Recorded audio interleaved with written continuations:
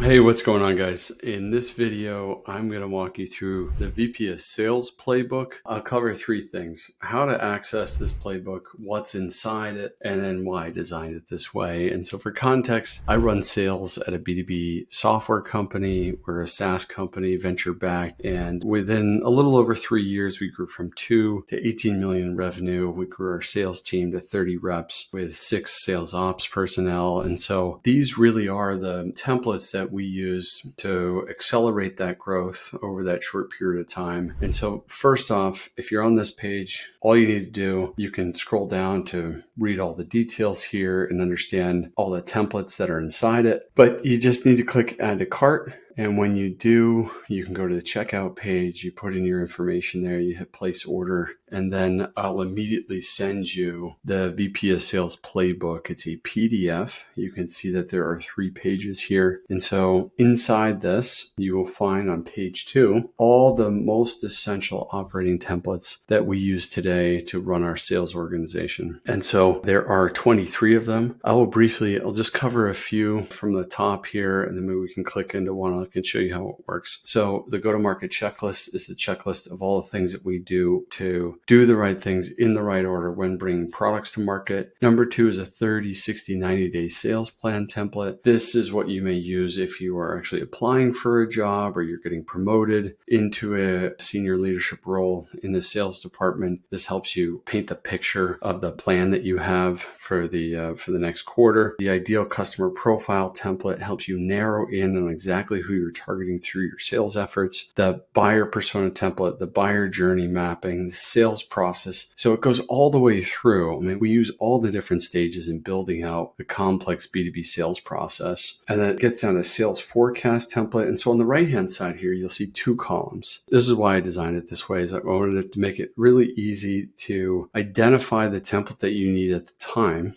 So you can't get to all of this at once, but then reference the actual template itself that you can copy, make a copy for yourself, and then visit the actual page if you need to for context. So let's go visit this page here. This is the sales forecast template. You can see just a quick snapshot here and any details inside. And then if you want, you go and you click copy template. This takes you to a page where you can actually make a copy for yourself, and that will bring you to a copied sheet of the sales forecast template. And then inside, there are a number of different tabs. In this example, you've got a growth scenario planner where you can say, this is how fast we're looking to grow. And so what does that mean for our actual metrics that we need to achieve? So you sort of back into your goals. You've got a budget summary, you've got a sales forecast. So this is exactly how the playbook works and how you can access and copy these different templates here. And the 3rd page disclaimer. But that's really it.